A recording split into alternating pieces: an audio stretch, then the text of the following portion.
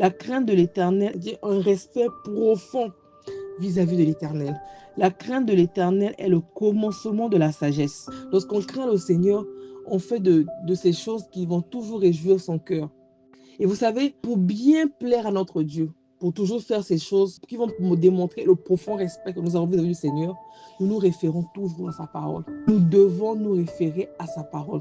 Donc lorsqu'on dit un fort respect, c'est un fort respect vis-à-vis de ce qu'il est, mais tout en nous référant à sa parole. Parce que c'est la parole qui nous conduit, c'est la parole qui nous dit ce qu'il est. C'est par la parole que nous découvrons ce qu'il aime. Donc, je vais dire que craindre le Seigneur, c'est vraiment se référer à la parole de Dieu. Et on nous dit que c'est le commencement de la sagesse. Donc, je dirais à quelqu'un ce matin que si tu crains le Seigneur et que tu marches selon ses préceptes, oui, tu es un homme sage. Parce que tu éviteras toutes ces choses qui te détournent de sa volonté. Tu seras toujours sur le bon chemin. Tu seras toujours en train de pratiquer ce qui honore le Seigneur. Et au final, tu es un homme sage. Et on le voit tous les jours.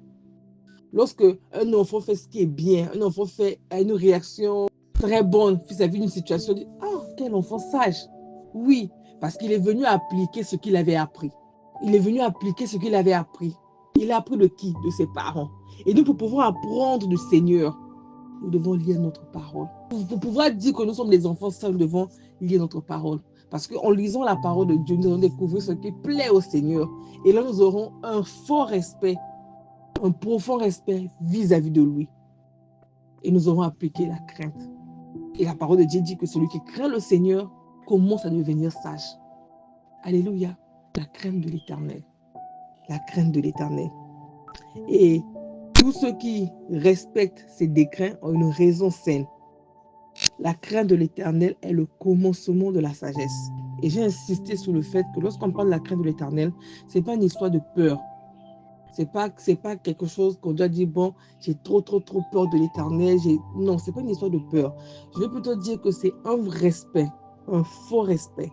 Si ça se dit un saint respect, c'est-à-dire un respect profond vis-à-vis de l'Éternel. Et lorsqu'on respecte quelqu'un, on fait de son mieux pour pouvoir plaire à cette personne. Lorsqu'on respecte quelqu'un, on fait de son mieux pour éviter tout ce qui peut énerver la personne, tout ce qui peut déplaire à la personne. Et c'est pareil avec ce profond respect, ce saint respect que nous avons vis-à-vis de l'Éternel. Et la crainte de l'Éternel, comme je disais, c'est un fort respect qu'on a vis-à-vis du Seigneur.